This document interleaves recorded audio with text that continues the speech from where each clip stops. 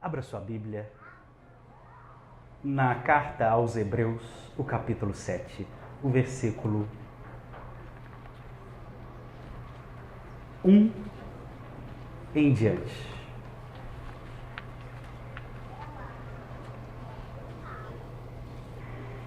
Porque este Melquisedeque, rei de Salém, sacerdote do Deus Altíssimo, foi ao encontro de Abraão, quando este voltava da matança dos reis e os abençoou. Foi para ele que Abraão separou o dízimo de tudo. Primeiramente, o nome dele significa Rei de Justiça. Depois também é Rei de Salém, ou seja, Rei de Paz, Rei da Paz. Sem pai, sem mãe, sem genealogia, ele não teve princípio de dias, nem fim de existência. Mas, feito semelhante ao Filho de Deus, permanece sacerdote para sempre. Vejam como era grande este a quem Abraão, o patriarca, pagou o dízimo, tirando dos melhores despojos. Ora, os que dentre os filhos de Levi recebem o sacerdócio têm ordem, de acordo com a lei, de recolher os dízimos do povo, ou seja, dos seus irmãos, embora estes sejam descendentes de Abraão. Entretanto, aquele cuja genealogia não se inclui entre os filhos de Levi, recebeu dízimos, ele está se referindo a Melquisedeque, de Abraão, e o abençoou, aquele que havia recebido as promessas. 7. Evidentemente, não há dúvida de que o inferior é abençoado pelo superior. 8. Aliás, aqui, os que recebem dízimos são homens mortais, está se referindo aos levitas. Porém, ali, está se referindo a quem Melquisedeque representa, no caso Jesus. O dízimo foi recebido por aquele de quem se testifica que vive.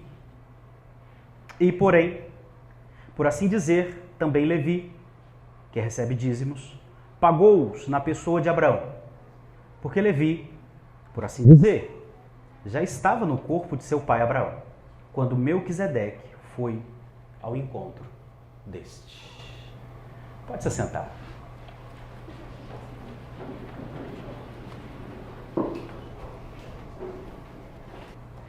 Eu estou aqui com a carta aos Hebreus, o autor é desconhecido. Mas a gente precisa entender o propósito geral da carta para a gente entender as porções da carta. Quando a gente lê a Bíblia, a gente não pode ler um versículo aqui, um versículo ali. A gente precisa ler a carta toda, a porção, o livro todo. Se eu enviasse uma carta para você, hoje nem se faz isso mais, eu não imagino que você ia ler um versículo um ano, aí passava 2 anos, você iria ler uma outra frase da carta, passado 3 anos você iria ler outra frase da carta. Eu não imagino isso, não é? Eu tenho certeza que vai pegar a carta e vai ler ela toda.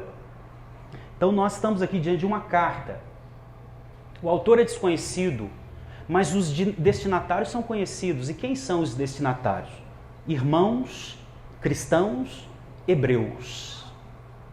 E qual é a ênfase da carta? É importante entender a ênfase da carta.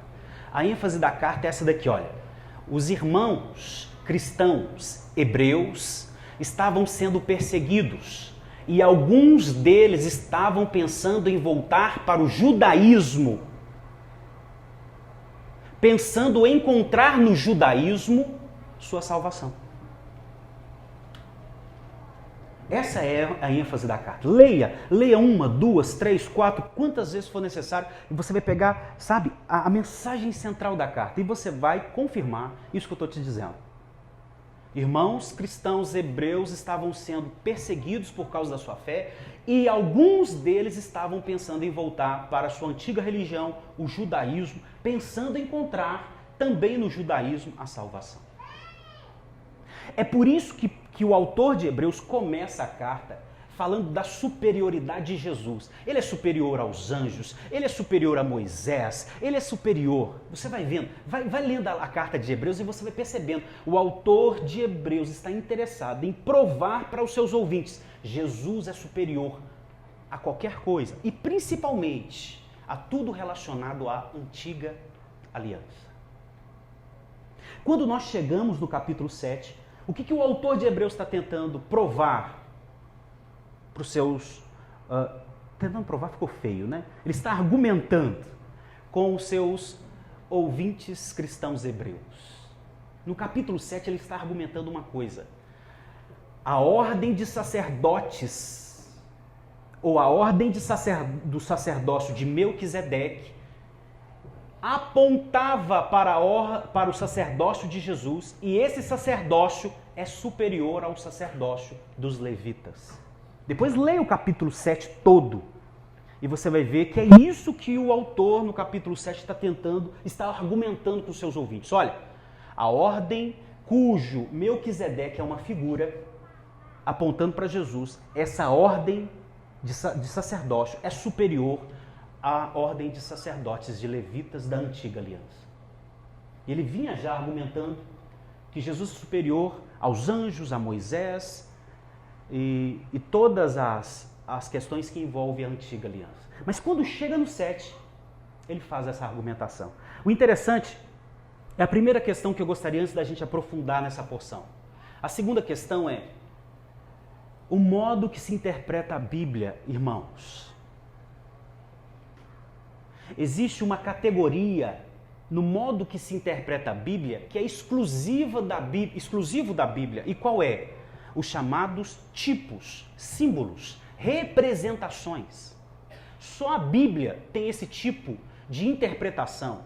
Chama-se, na linguagem teológica, que é a interpretação tipológica. Mas eu não vou usar esse tipo de linguagem aqui, não. Para nós, aqui, que nós estamos todos interessados nessa linguagem comum, a Bíblia tem representações, símbolos, que apontam para uma realidade. E só a Bíblia tem esse tipo de interpretação.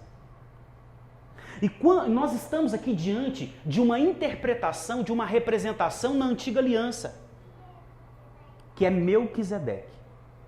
Então, eu vou ler do versículo 1 ao 3 novamente, e você vai perceber que o autor do Novo Testamento está interpretando uma figura do Antigo Testamento. Ele está dando significado para essa figura, que é Melquisedeque. Isso é fundamental para a nossa fé, irmãos. Preste atenção. Olha, ele na argumentação que Cristo é superior a tudo da antiga aliança, olha o que ele diz no versículo 1 até o 3. Porque este Melquisedeque, e ele explica, está lá em Gênesis 14, ele explica, rei de Salém, sacerdote do Deus Altíssimo, foi ao encontro de Abraão. Quando foi que ele foi ao encontro de Abraão? Ele explica, quando este voltava da matança dos reis e o abençoou. Versículo 2, foi para ele que Abraão separou o dízimo de tudo. Primeiramente, o nome dele significa rei de justiça, depois também é o rei de Salém, ou seja, rei de paz. Ele está falando a respeito desse Melquisedeque, que é uma figura, um símbolo. Ele diz, esse Melquisedeque 3, sem pai, sem mãe, sem genealogia, ele não teve princípio de dias nem fim de existência. Aí vem a explicação. Mas foi feito semelhante ao Filho de Deus, permanece sacerdote para todo sempre. Aconteceu um episódio com o patriarca do povo de Deus, Abraão. E qual foi? Seu sobrinho Ló havia sido sequestrado, eu vou usar esse termo, numa guerra de reis, lá onde ele se encontrava, aquela região, a planície lá de Sodoma. Esses reis subjugaram o rei cujo o local onde Ló se encontrava, esse rei governava. Abraão entrou nessa guerra e Abraão prevaleceu nessa guerra. E o que aconteceu? Abraão, como vitorioso da guerra, ele tinha direito aos despojos da guerra. É isso que acontecia nas guerras antigas. Então, quando Abraão, tendo direito, sendo vencedor daquela batalha, tendo direito dos despojos da guerra, Melquisedeque vai ao encontro dele. E Abraão pega a 10ª parte de todos aqueles despojos e presta culto a Deus com um intermediário, um sacerdote, porque sacerdote é ser mediador, intermediário. Então, no culto de celebração, é o que nós estamos fazendo aqui, na celebração que Abraão, a celebração da redenção, da libertação de seu sobrinho Ló, e da vitória que ele teve na guerra, nessa celebração, nesse culto que ele decidiu prestar a Deus, preste atenção, porque isso tem tudo a ver com a igreja hoje. Nesse culto que ele decidiu prestar a Deus, ele, claro, usou um intermediário, um mediador, um sacerdote. Ofereceu uma oferta, ou a 10ª parte dos despojos, e prestou culto a Deus através de um sacerdote ou através de um mediador, um intermediário. Esse intermediário, se nós não usarmos a interpretação tipológica ou dos tipos, nós olharíamos para a antiga aliança e esse Melquisedeque para nós não seria nada. Só seria mais um rei que recebeu despojos, parte dos despojos que Abraão tinha direito. Mas quando nós temos a iluminação, a clareza, que o Novo Testamento interpreta aquele representante do passado, ele coloca um significado importantíssimo. O autor de Hebreus deixa claro que Melquisedeque era um símbolo de Jesus. Ou seja, Abraão, no prestar culto a Deus, ele usou como intermediário do seu culto a Deus, não Melquisedeque, mas quem ele representava, Jesus. Glória a Deus. Isso é muito sério. Isso vai mexer com a gente aqui, eu espero. Glória a Deus. Irmão, isso é muito maravilhoso.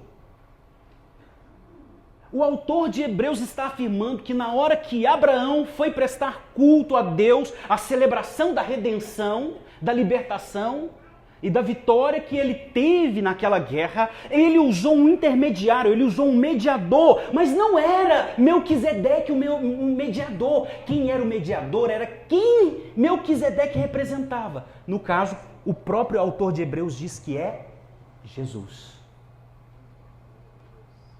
Glória a Deus. Irmãos, isso é muito, muito, muito, muito importante.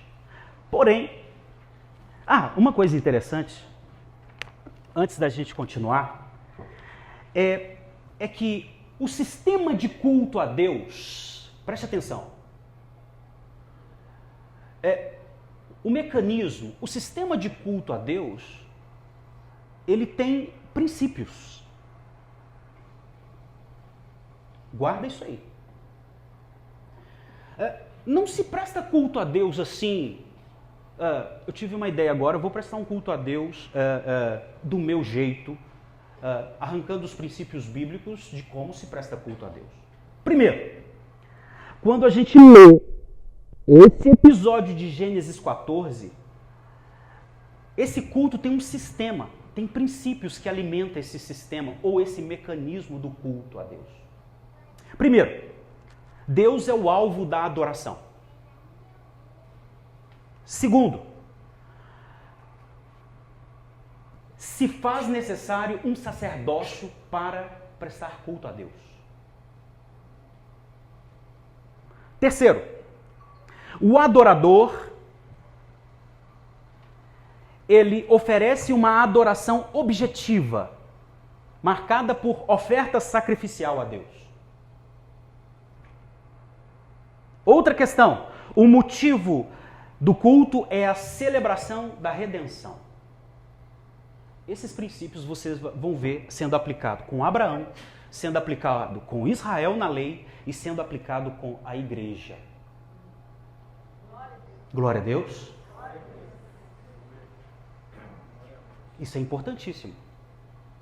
Agora, a argumentação do autor de Hebreus é: para se prestar culto a Deus se faz necessário um sacerdócio e uma oferta sacrificial, ou sacrifícios, no caso da igreja, espirituais. Mas vamos continuar. Sim, existe um sistema do culto a Deus e nós vemos esse sistema já na vida do patriarca. Pastor, você poderia ter usado o exemplo de Abel. Por que não? Você poderia ter usado o exemplo de Noé. Por que não? Todos eles prestaram um culto a Deus. Mas por que você decidiu usar de Abraão? Porque, primeiro, o texto aponta para Abraão e, segundo, quem é o patriarca do povo de Deus? Abraão. O pai da fé. Quando nós continuamos lendo a porção de Hebreus 7, diz, olha que lindo, irmãos, olha que lindo, lindo, lindo, lindo. 4. Vejam como era grande esse a quem Abraão, o patriarca, pagou o dízimo, tirando os melhores dos despojos. Ora, os que dentre os filhos de Levi recebem o sacerdócio têm ordem, de acordo com a lei, de recolher os dízimos do povo, ou seja, dos seus irmãos, embora esses sejam descendentes de Abraão. Entretanto, aquele cuja genealogia não se inclui entre os filhos de Levi, está falando de Melquisedeque, mas esse Melquisedeque aponta para Jesus, recebeu dízimos de Abraão e abençoou aquele que havia recebido as promessas. Preste atenção. Do versículo 1 ao 3, a gente está lá com o patriarca, mas quando entra no versículo 4 e vai até o versículo 6, a gente entra na lei. Me dê sua atenção aqui, olha. Algumas pessoas acreditam que o dízimo é uma exclusividade da lei. A questão é que o dízimo não é uma exclusividade da lei. Irmãos, os que estudam direito, não é? Eu imagino que deve ter até alguns advogados aqui entre nós, sabem muito bem que um princípio ele pode ser positivado ou não. O que é isso, pastor? Me dê sua atenção aqui. Um princípio ele pode ser expresso como lei ou não. A nossa nação, por exemplo, aí eu estou dando a minha opinião e imagino que alguns advogados que podem me ouvir aqui podem falar assim, esse cara nem sabe o que está falando, mas eu vou dar uma opinião, se tiver, me perdoem os advogados que aí estão. Eu acho a nossa legislação excessivamente positivista. O que é isso? Tudo tem que ser expresso na lei. Exemplo, eu não preciso que uma lei me diga que eu tenha que ceder lugar para um idoso no ônibus. Mas a nossa cultura insiste em positivar, expressar em lei tudo. Qual é o princípio por detrás da lei que diz que eu devo dar lugar ao idoso no ônibus? Honrar os mais velhos. Eu já tenho esse valor em mim. Mas a nossa nação decidiu positivar esse princípio, expressar isso em lei. E o que aconteceu? Me dê sua atenção. Temos lei que dá ordem. Ceda, é lógico que eu vou falar aqui do modo assim, de modo parafraseando, né? Ceda o lugar no ônibus para os mais velhos, é lei municipal. Sabe o que aconteceu, irmãos? Preste atenção aqui, olha, me dê sua atenção. Quando Deus, ele decide formar o seu povo por Abraão, ali não tem lei, mas tem princípios. Os princípios não estavam positivados na lei, não estavam expressos em lei, mas tinha princípios. Quando Deus resgata o Israel do Egito, ele decide fazer uma aliança com o seu povo. E a base dessa aliança era quê? Aí era princípios positivados, lei, princípios expressos em lei. E o que Deus decidiu expressar em lei? Está lá no final de Levítico, está lá no capítulo 14 de Deuteronômio. Preste atenção aqui. Ele decidiu expressar em lei um princípio. E qual era o princípio? O princípio de que o adorador, quando ele fosse celebrar a redenção, o resgate, ele deveria ter uma adoração, ou ele deveria fazê-lo com adoração objetiva. Deus decidiu colocar isso em lei. E isso fazia parte da antiga aliança, ou da aliança que ele tinha com o seu povo ali, representado pelo Israel nacional. É por isso que então, tá lembrado? Qual que é o princípio do culto? Deus, que recebe adoração, um sacerdócio que intermedia a adoração, um adorador que oferece uma adoração objetiva, sacrificial, e um motivo, celebração da redenção. Tá lembrado? Sim ou não? Esse sistema de culto, Deus positivou, ele colocou em lei. Agora, para vocês serem meu povo e eu ser o seu Deus, nós estamos fazendo uma aliança de obras. Sabe o que é? Vocês vão precisar me prestar culto baseado nessas leis, que é expressão dos princípios em ordens. E assim aconteceu. E aí nós temos o chamado culto ou sacerdócio dos levitas. Eles intermediavam o culto dos adoradores para com Deus. Havia esses intermediários, porque é regra do culto a Deus ter intermediário. Agora a questão mais linda é que o autor de Hebreus deixa muito claro, esse sacerdócio dos levitas, como a antiga aliança não foi eficaz, esse sacerdócio dos levitas cessou com a antiga aliança. Mas é aí que está o pepino, o problema de algumas pessoas que tentam interpretar a Bíblia, por exemplo, de modo literalista, excluindo o modo correto de interpretar a Bíblia, respeitando os tipos, as representações. E eles dizem, se cessou o sacerdócio dos levitas, então cessou a devolução dos dízimos. Se não existe mais ordem expressa, se não existe princípios positivados, se não tem ordem expressa de princípios para a gente devolver o dízimo, então o sistema de culto que hoje eu participo não precisa de devolver os dízimos. Porque o sistema de sacerdócio que intermediava a minha adoração com Deus cessou, então também cessaram os dízimos. Eis aí o problema. Continuemos a leitura. Versículo 7. Vamos ver se é isso mesmo? Vamos lá. 7. Evidentemente, não há dúvida de que o inferior é abençoado pelo superior. Então, Abraão era inferior a quem Melquisedeque representava. Só uma pergunta aqui. Quem é que Melquisedeque representava? Pode falar alto. Quem é que Melquisedeque representava? Jesus. É por isso que Abraão era menor do que ele. E por isso que Jesus disse que antes de Abraão, ele disse, eu sou. Aleluia. Porque se Melquisedeque fosse somente o rei de Salém, ou representasse somente o reinado de Salém, Melquisedeque seria menor que Abraão. Mas Melquisedeque representava o Filho de Deus, o Deus que se fez humano. É por isso que Melquisedeque aqui é maior que Abraão. Ou seja, não Melquisedeque, mas quem ele representa. Agora preste atenção. Chegou o 8, que é o âmago dessa porção. Preste atenção. Aliás, aqui os que recebem dízimos são homens mortais. Está falando dos levitas. Do sacerdócio levítico. O sacerdócio da antiga aliança.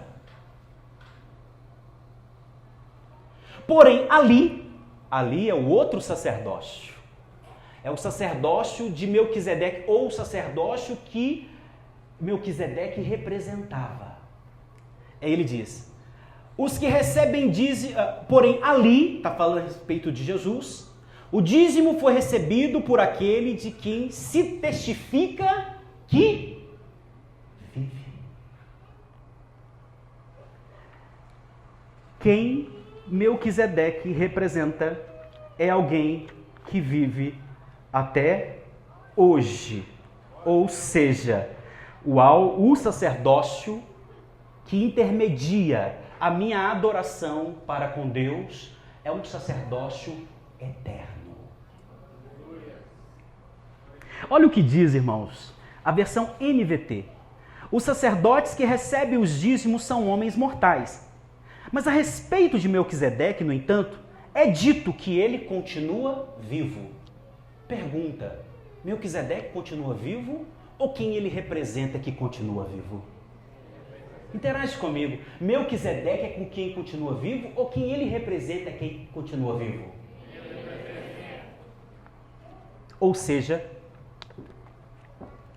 o sistema de culto ou o mecanismo de culto que nós, a igreja, estamos inseridos e prestamos, é o mecanismo de culto ou sistema de culto, cujo sacerdócio é de Jesus. Glória a Deus.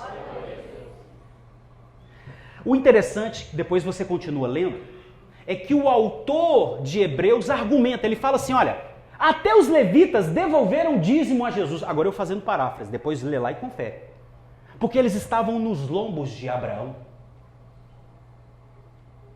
Ou seja, todo Israel, na hora que devolvia o dízimo, ele fazia não por intermédio dos levitas. Todo Israel, até na antiga aliança, na hora que devolvia os dízimos, o fazia por intermédio de Jesus. Esse sacerdócio é o sacerdócio que nunca cessou, é o sacerdócio para todo sempre. Aleluia! Glória a Deus! Aleluia!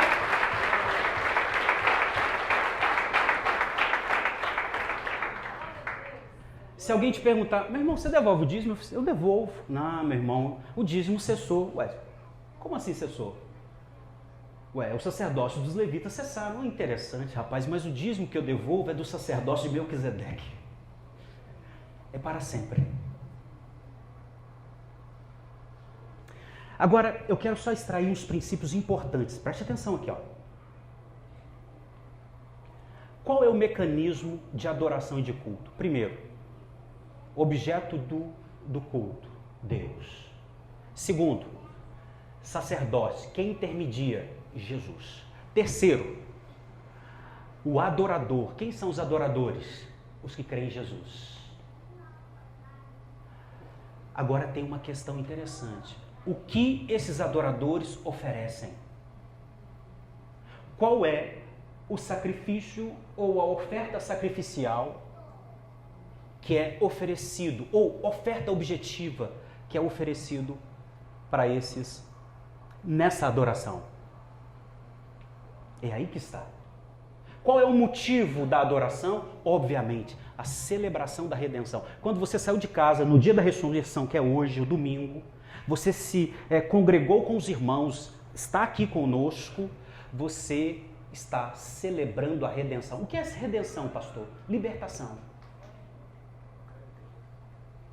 Você está celebrando a libertação. Foi isso que Abraão celebrou, foi isso que Israel celebrou, a libertação do Egito, e é isso que a igreja celebra. A libertação do pecado, da morte eterna. Aleluia. Agora, pastor, me explica, eu entendi. O sistema de culto é um só. Da antiga à nova aliança, só existe um sistema de culto. É Deus o alvo da adoração. Me dê sua atenção aqui. Intermediário, Jesus. O adorador, que oferece adoração objetiva. E o motivo do culto, que é a celebração da redenção. Mas pastor, me explique um pouco mais sobre essa adoração objetiva. Me explique mais sobre o dízimo aqui na nova aliança. Irmãos, O dízimo na nova aliança é importante entendermos algumas questões fundamentais a respeito desse dízimo. Alguns dirão, pastor, não existe uma ordem expressa que eu deveria devolver o dízimo na antiga aliança, na nova aliança, perdão. Não existe uma ordem expressa.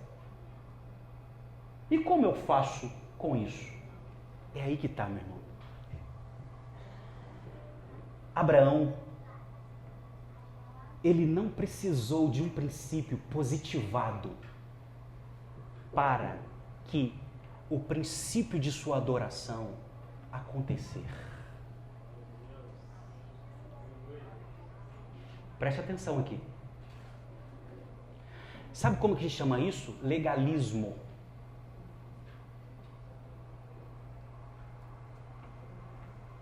Legalismo.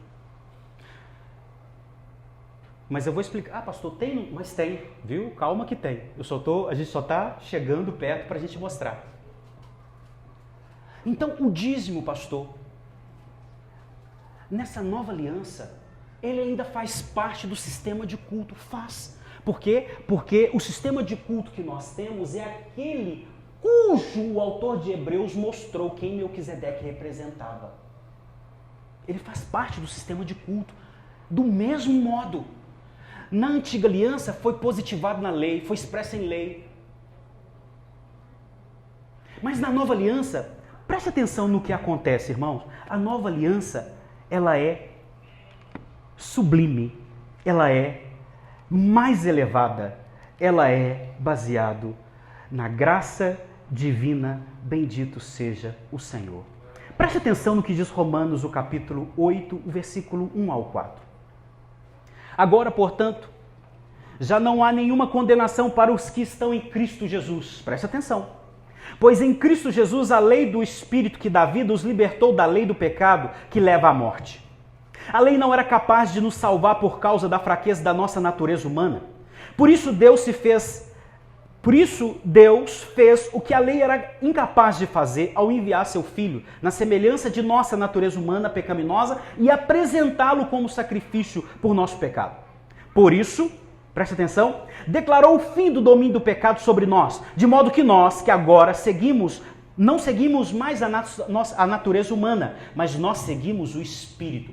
Por isso nós podemos cumprir as justas exigências da lei.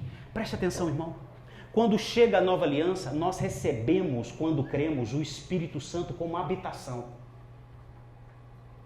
Aqueles que não tinham condições de viver a lei, agora eles têm condições de viver a lei, porque o Espírito começa a habitar neles. Mas esse Espírito que começa a habitar neles, dá condições para esses viverem as exigências da lei. Agora preste atenção no que o Espírito Santo faz em nós. Ele gera um fruto. Gálatas 5:22 diz, mas o Espírito produz este fruto: amor, alegria, paz, paciência, amabilidade, bondade, fidelidade, mansidão e domínio próprio. Não há lei contra estas coisas. Ou seja, quando um crente da nova aliança crê em Jesus, ele recebe o Espírito Santo, ele se torna a habitação do Espírito Santo, o Espírito Santo dá condições dele viver as exigências da lei, e o Espírito Santo trabalha nele gerando virtudes. Não são só essas virtudes, aqui são algumas virtudes que Paulo elenca na carta aos Gálatas. Mas uma das virtudes lá que Paulo elenca, que o Espírito Santo trabalha na vida do crente, lá na segunda carta aos Coríntios 8 e 9, é a virtude da generosidade.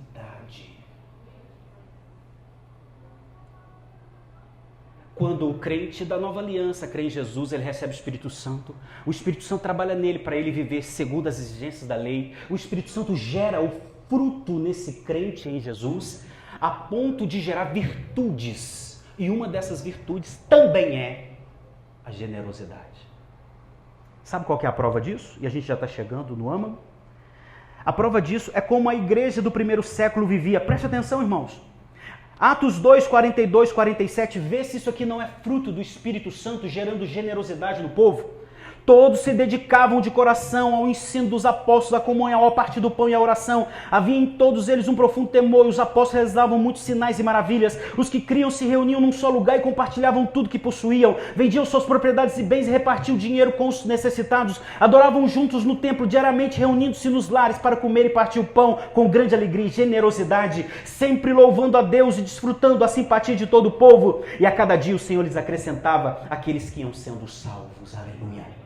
Mas tem mais dessa comunidade da nova aliança. Preste atenção, todos os que creram estavam unidos, Atos capítulo 4, do versículo 32 ao 37. Todos os que creram estavam unidos em coração e mente, não se consideravam donos de seus bens.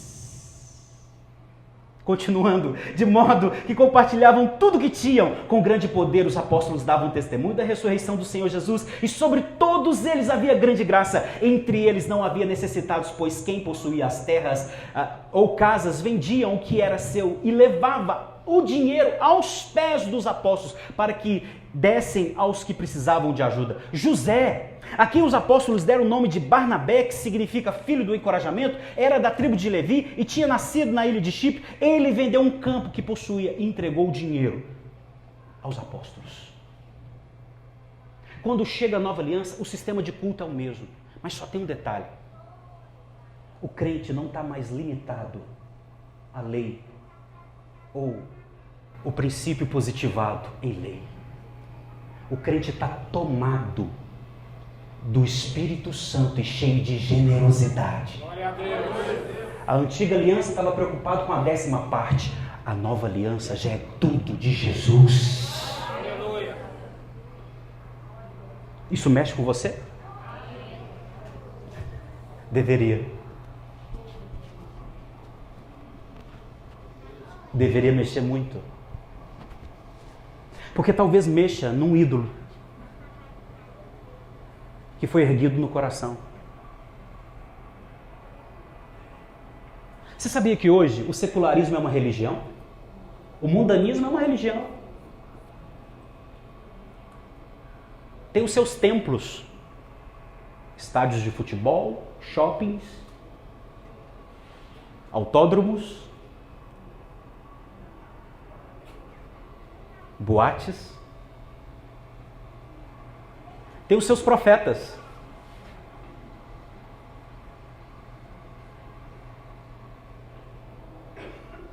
Tem os seus ídolos. Você sabia que a nossa cultura é cheia de ídolos? Antigamente, a gente, quando falava de ídolo, a gente pensava em imagem de escultura. É muito mais profundo que isso. Ídolo é tudo aquilo que toma o seu coração de Jesus e ele te suga a adoração. Dinheiro pode ser um ídolo. Na nova aliança, os crentes já não estavam preocupados com uma lei positivada ou um princípio positivado em lei. Os crentes só queriam dar tudo.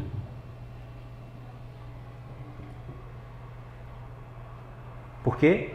Porque Cristo reina totalmente, em tudo, em todas as áreas, em mim. Glória a Deus. Não existe um aspecto da minha vida que ele não diga: é meu, é meu, é meu, é meu, Glória a Deus. é meu. Sabe, irmãos, tem ídolos que a gente vai ter que quebrar lá no coração.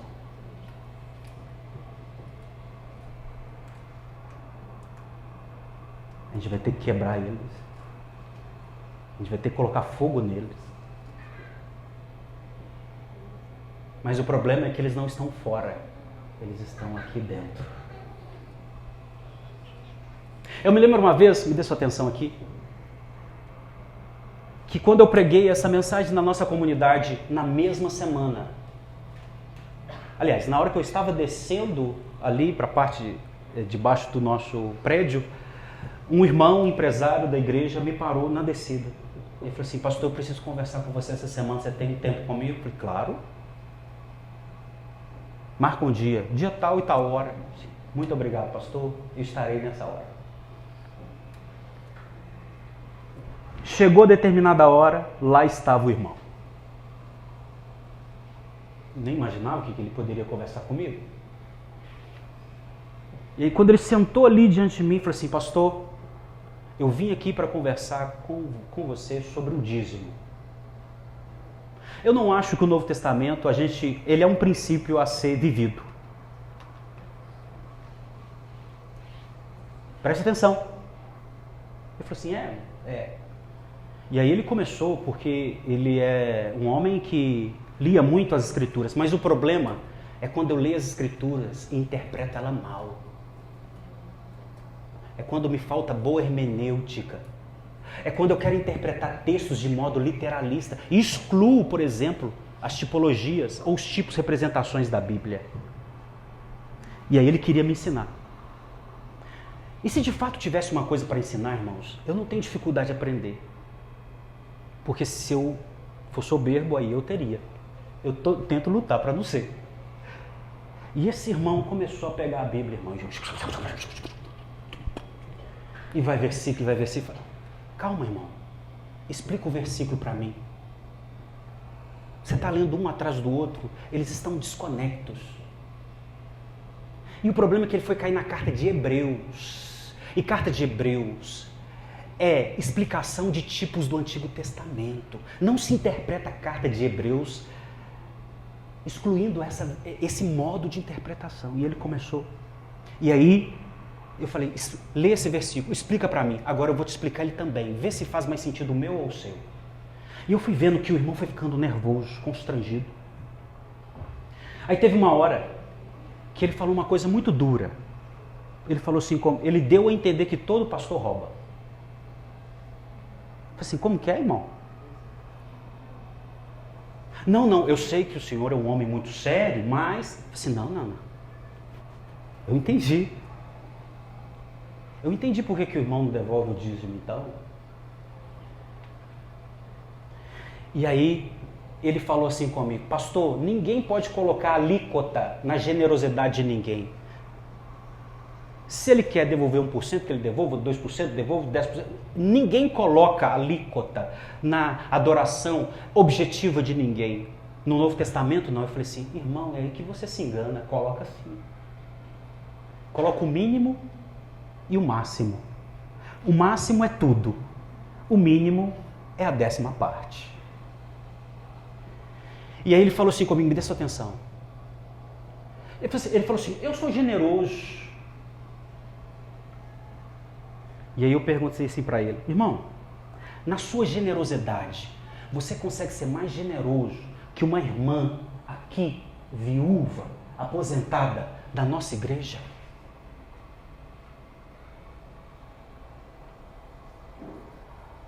Porque a generosidade dele era esmola. E a gente vai ler o texto de esmola aqui, que está em Lucas.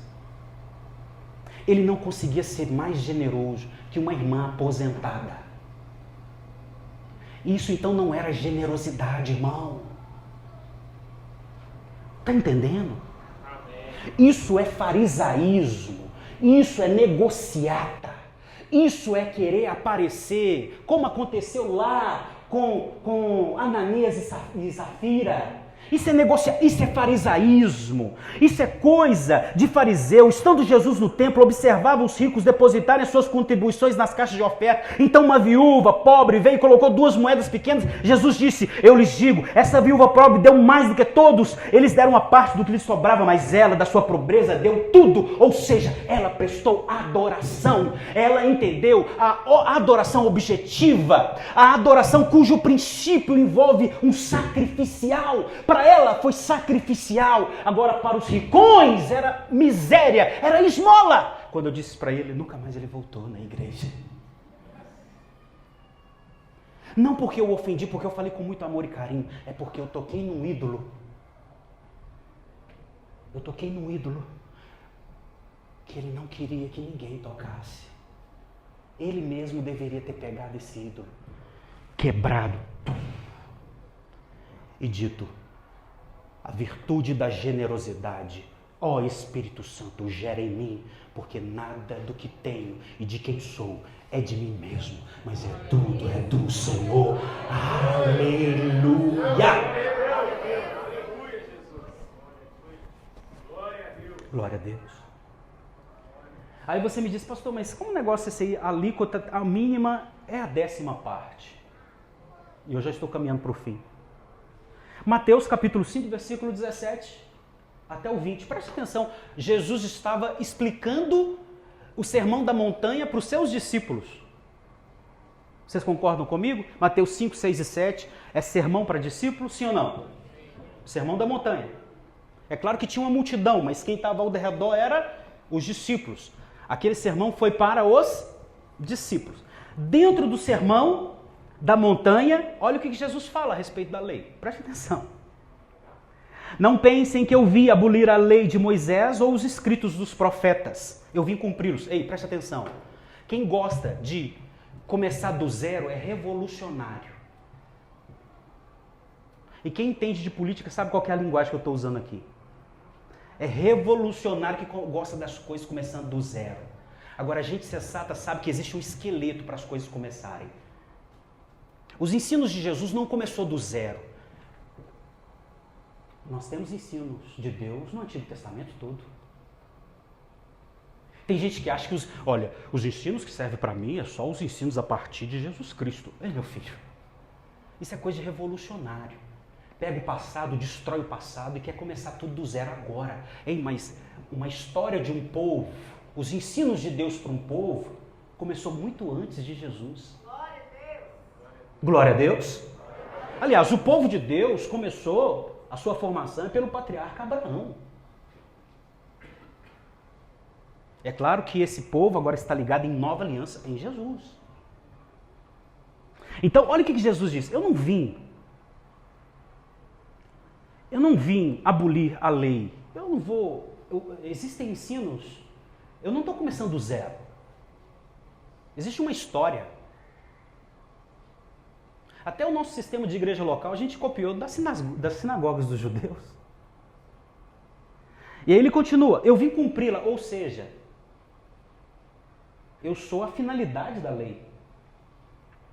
Eu lhes digo a verdade. Enquanto o céu e a terra existirem, nem a menor letra ou o menor traço da lei desaparecerá, até que todas as coisas se cumpram. Portanto, quem desobedecer até o menor mandamento e ensinar outros a fazer o mesmo, será considerado o menor no reino dos céus. Preste atenção, eu já estou caminhando para o final, para a gente cumprir os nossos 40 minutos que eu te pedi. Mas aquele que obedecer à lei de Deus e ensiná-la será considerado grande no reino dos céus. Eu os advirto, preste atenção aí. A menos que a sua justiça supere a justiça dos mestres da lei e dos fariseus, vocês jamais entrarão no reino dos céus. O que isso significa, pastor? Significa que a justiça de um cristão que tem o Espírito Santo precisa superar a justiça de um fariseu que não tem o Espírito Santo. Vocês sabem como que os fariseus devolviam os dízimos? Alguém se lembra? Hortelã, do cominho e do endro? Sim ou não? Mateus 23, 23. Afiado. Eu não consigo ser mais generoso que um fariseu. Meus irmãos do primeiro século, da primeira igreja organizada de Jerusalém, davam tudo. Eu não consigo ser mais generoso que um fariseu. Aí eu estou falando aqui, ó, os dedos apontados para mim, tá vendo? Ó, todos aqui, ó. Agora faz isso aí, eu sei que é meio chato, mas assim, é a dinâmica da pregação. Faz esses dedos aí e pergunta para você. Você não consegue ser mais generoso que um fariseu?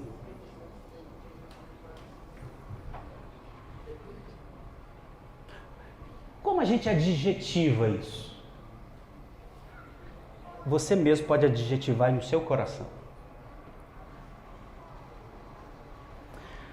Sabe, irmãos, para que serve por que serve essa pregação? É para despertar o povo de Deus da nova aliança, que existe um mecanismo de culto. O objeto da adoração é Deus. Existe um sacerdócio, ou seja, intermediário entre Deus e os homens, Jesus o homem. O adorador deve prestar adoração objetiva. E nessa adoração objetiva eu quero te dar um exemplo. Esses dias para trás, as minhas meninas, é porque é o seguinte, uma começa a chorar, passa um pouquinho, a outra começa a chorar. A gente quase entra em desespero. Aí tem uma que é mais gordinha, ela é mais redondinha. E aí quando ela começa a chorar, eu pego ela e começo a beijar ela. E quando eu estava beijando a minha menina mais gordinha, me veio um discernimento. Beijo não mata a fome de Maiara.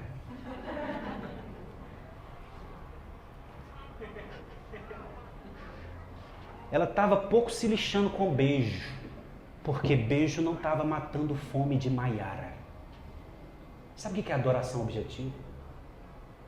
Não é aquela adoração que se fala, é aquela adoração que se pratica.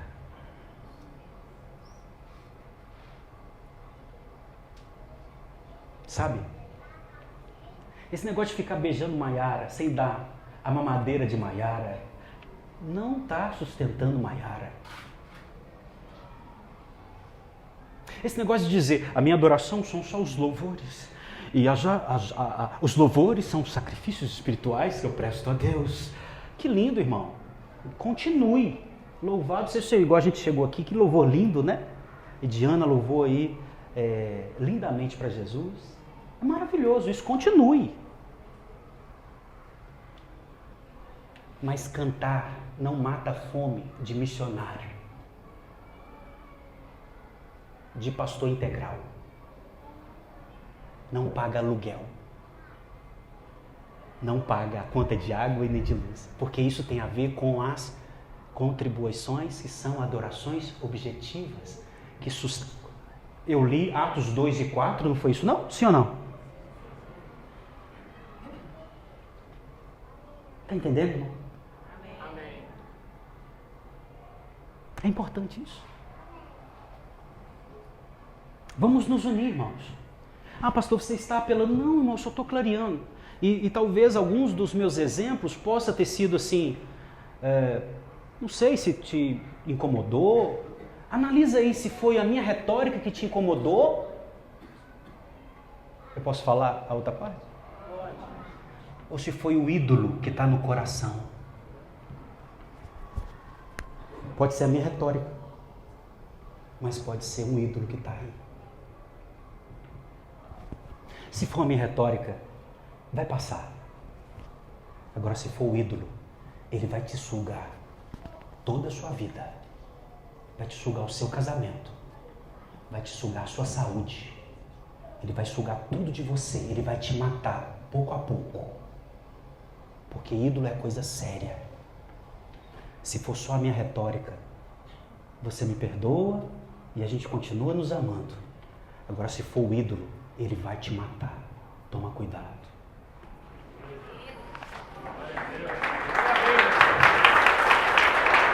Aleluia.